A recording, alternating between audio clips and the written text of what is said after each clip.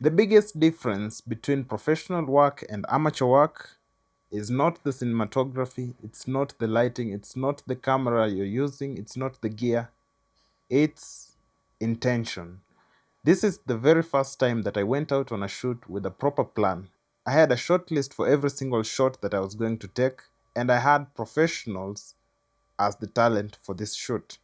And it turned out really well, and I would recommend doing every shot with intention because the difference it makes is massive. So let's look at the ad and then we'll analyze shot by shot how we went about it.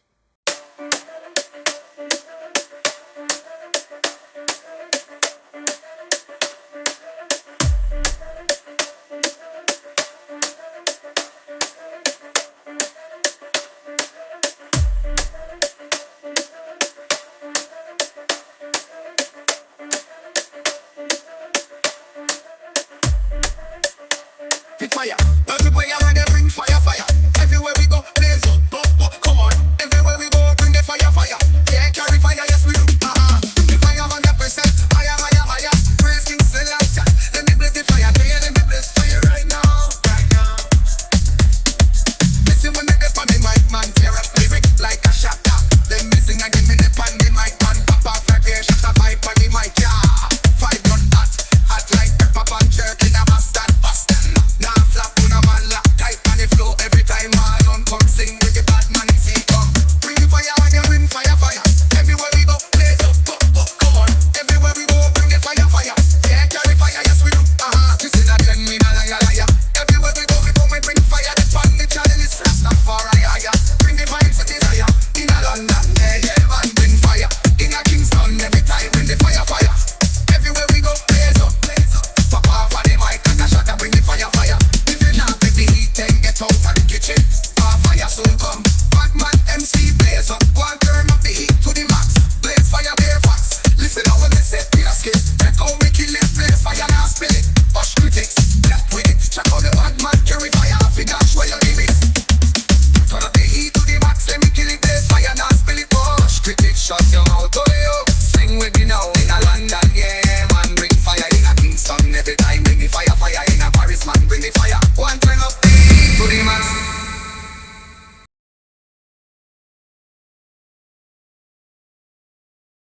This video is actually an ad and it's a Bluetooth speaker ad. And we didn't want it to be too salesy. We wanted it to be part of a culture. And the culture that we chose is the dance culture in the city. So we had a group of 3 talents and we wanted them to dance to the tune of the speaker. Now that sounds a bit cheesy, but yeah, so we wanted 3 dancers to dance music that was being played in the speaker, and that in the end sells the speaker. So the whole storyline goes like this. We have a group of 3 friends who come to the city and they need to dance, but they don't have a Bluetooth speaker. So they go somewhere, they can get the speaker, they get it, and then dance to the music from the speaker. It's very simple and to the point.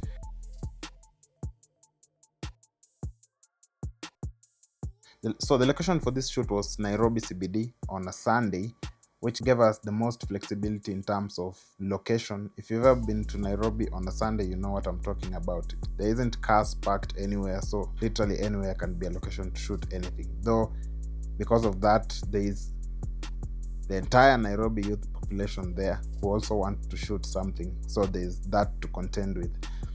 So this is the first shot for the scene. It's the very first shot, and we wanted it to be a reveal shot. So the characters are coming from a corner and they're turning the corner. It's like we're introducing them one by one. So we start from the very end of the corner there, and then we're introducing them one, and that's all of them.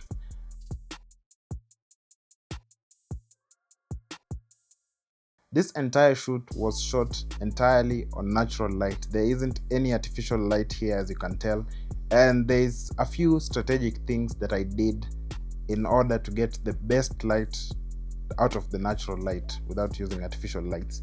So the first thing is timing. I had to shoot this in the evening, when the sun is almost setting, so that I get that nice orangey light. I didn't shoot it at sunset, just between 3 p.m. and 5 p.m. That's when you get the most perfect light, in my opinion, because the sun is on one side as opposed to overhead. If you had done it at, for example, 12 a.m., and you get this nice side lighting from the sun. So if you look at this shot, you can see this is the direction in which the sun is coming in through, that way. And as usual, I'm shooting on the shadow side of the subjects. So the camera, as you can see, is on the shadow side of the subjects, and if you split the subjects in half, you'll see that it's particularly apparent for this subject here. There is light on this side of his face, and on this other side of his face it's in shadow, and that creates a nice contrast, which is something you always want in your shots. You don't want your shot to be flat. You don't want flat shots. You want contrast. You want bright, you want dark, you want medium. So that's what this achieves, shooting on the shadow side. And then something else I want you to note, because of the timing of these shots, is what it's doing to the environment, and also the choice of environment. As you can see, this part of the shot here is a bit in the dark, and then there's a section here. I want you to look at the street. There's a section here that's in light, then the other section here is in darkness. This side is bright, and then there's like a bit in the medium-ish place, and then as the shot progresses, you'll see we head into a bit of darkness. Let's move on to the next shot, and this is one of, if not my favorite shot of all. So for this one, I have the camera at waist level and then shooting up towards my characters. And then lighting wise, what I have here is the sun is coming from this side of the characters, and then I'm shooting again on the shadow side, and that's doing this nice contrast, as you can see, on their faces, and this guy as well. So this side is on the shadow, and then the other side is in light. Because I'm shooting away from the sun is a bit it's on the side, it's on this side, so I don't have an overblown sky. As you can see, my sky is nice and blue, and I did exaggerate the blue a little bit in post with a bit of a color grade, pushed a bit of teal into the sky. And as you can see, there is a nice layering of light and shadow in this shot, and that's something I always like to see in a shot, and that's something that you should also look at in your shots. So look at this character here. So you can see his face it's light, and then there's a place where it's dark, and then we have this place like here where it's just somewhere in the middle. And the same to this guy, and the same to this guy, same to the whole environment. There's shadow, and then there's mid, and then there's the highlights. For the first shot, let me just start over again so that you understand the story. So they're coming to town, the three friends. Then this is their meetup, and then they send this friend here, the guy with the Snapdragon shirt. They send him, and then he hesitates, and then he gets approval from them. Again, the same thing here, the same thing that's going on here. The sun is coming from this side, going towards our character like that, and then I'm shooting on the shadow side. You can tell from the shadows here that the sun is coming from this side, I mean the opposite side, and that's why I'm able to get these nice shadows on the characters. This is a simpler one. It's side lit, not really backlit, though still the principles apply. And then let's move on to the next shot. So he gets approval, and then he heads to get the Bluetooth speaker. So the whole idea was he's not getting it from a formal place. It's a bit of a hard task to get this Bluetooth speaker, so just adding a bit of spice to the whole story. So he's not like going to buy it in a shop. He has to get it from this guy in a corner. I wanted it to be a little bit dark, a little bit on the dark side, because of the nature of the transactions that they are doing. The sun is way behind here, behind this building, so there isn't much light going on here aside from from the ambience, the light that's bouncing around the area and then reaching them. So it's I just looked for the darkest place I could find and then exaggerated the darkness a little bit in post, and that's what you have here on the darker side. But that was always intentional because we wanted it to feel like he's doing something illegal. So he gets his speaker, and then I'm pushing in with the camera, and then he goes out. And we move to this, which is my favorite shot. I know I said the other one was my favorite, but this is now my favorite shot in this entire sequence.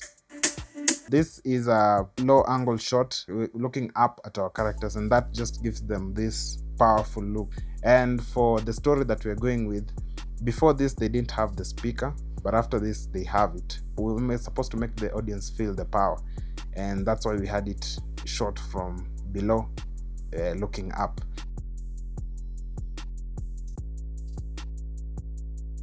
So the sun is on this side of the horizon, going this way, this direction, right? And that's why you have them lit on the back side. This guy is lit on his side, and this guy is lit on the front side. And what we're doing is we're putting the big light on the side of the frame. So always you want to put the big light on the side or the front of you. You don't want the big light to be behind you. The big light in this sense is the sun, and contrast is always something you want to look for in your shots. And this is my favorite shot because of that. There is contrast in light, like what I just talked to you about, and then there's also contrast in color. So as you can see, their faces have been pushed to the orange side, and that's done in the color grade. And then the sky has been pushed to the teal side, and if you know complementary colors, teal is on the opposite side of orange, and that's why this shot looks so good, because the orange in their faces is being complemented by the teal in the sky. Let's move on to the next scene. They do a high five there, and then the speaker is put down and we start the dancing. So the whole idea for the dancing sequences was simple. They dance to the same music in different locations, and then we stitch them all together so that it looks like one dance, and then we're just doing match cuts between the locations. So that's what we have going on there. So the dance scenes were actually done first before the other scenes, and that's because, you know, for the acting scenes, their faces are more visible in the acting scenes. So I knew I wanted the best light to be on their faces when they're doing this acting.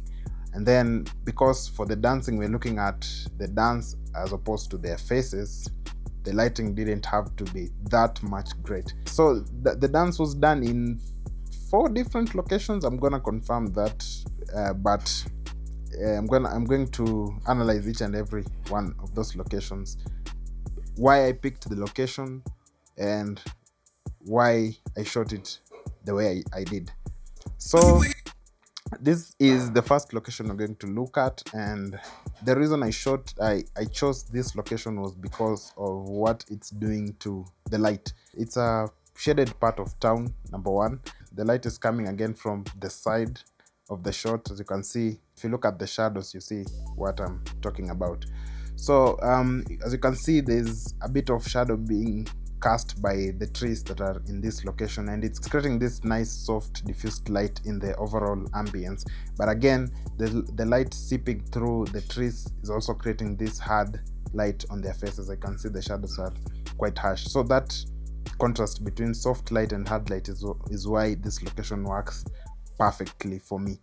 There's nothing much going on lighting wise for this location. The dance was supposed to sell this shot, and that is, so this one is again in the same location as the previous one, except it's just off to the side. So this is actually front lit, but again, because by front lit I mean the sun is behind me as the cinematographer, and then the characters, it's lighting the characters from the front, and that creates flat lighting. But because of the shade from the trees, that's not very apparent. And then because also of the shade, we're getting these nice pockets of light that I like to see. in my shot. So you see there's a pocket of light here, there's a nice pocket of light here, and then the rest of this is in shadow.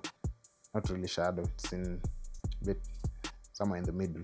So it's not just one flat piece of lighting, there's flavors of things going on, and that's why I liked this shot. What I wish I did better here is I wish I had placed this in the middle of the frame, so this building, so that it's very symmetrical. Yeah, so that's that for that location. Let's move on to the next one. This is the next location that we did. So what's going on here light wise is the light is directly behind them. The sun is actually on this side and directly behind them. And what that does is, again, it creates contrast. So we're shooting on the shadow side of their faces, and then the bright side is behind them. And I tried to push as much teal as possible into the sky, but because they didn't have enough light bouncing back into their faces, so the effect is not all that apparent. But I still like the shot.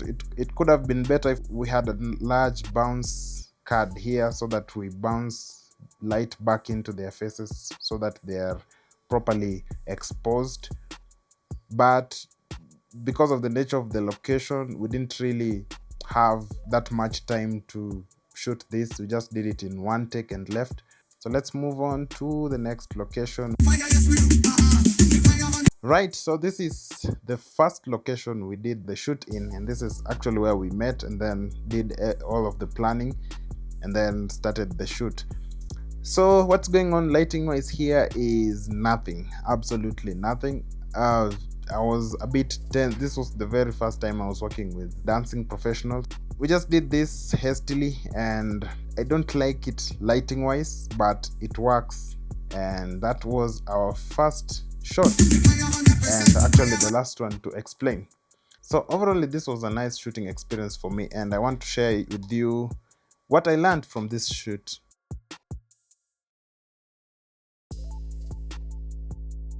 So number one thing that I learned is that planning is important. So before I came to this shoot, we actually had organized it with other dancers, but they were not very professional and let us down in the very last minute. We tried to call them, they didn't want to pick our calls. They did explain that there was an issue they had, but they disappointed us anyway.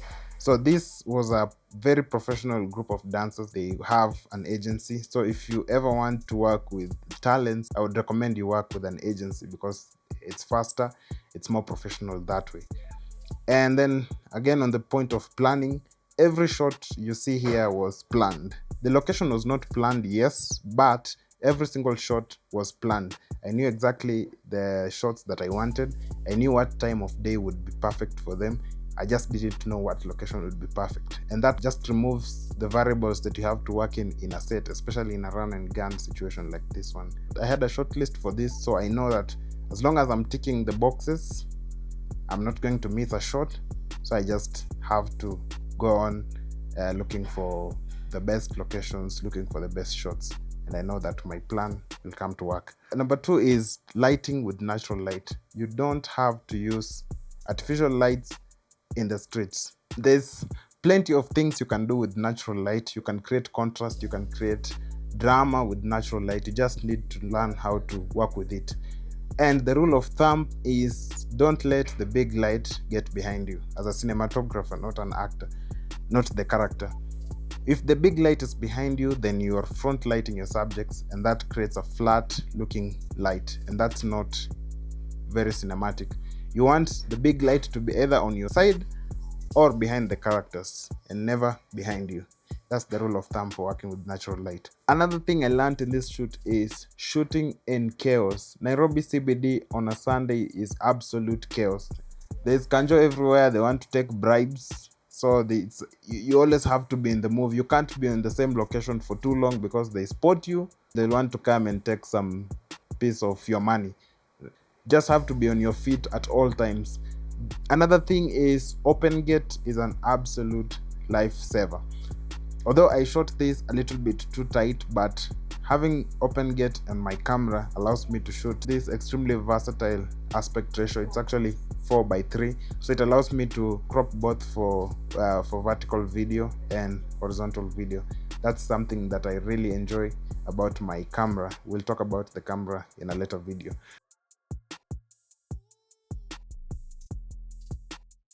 Number one is I wish I left enough room on the sides for the characters.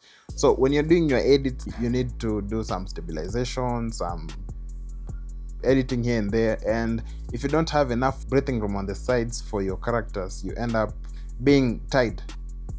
So you want to leave enough headroom and room on the side so that when you're doing your editing, you want to play with aspect ratios, you have enough room to do that. Number two is I wish I worked with professionals in the first place, because this shoot was supposed to happen a week earlier, but because I thought I could do it with semi-pros, then I ended up postponing it by a week because the semi-pros couldn't make it. But working with professionals and an agency means that things go smoothly and as planned. Anyway, thanks for watching. I hope you learned something from this video. Subscribe and let me know your thoughts in the comments below. See you in the next one.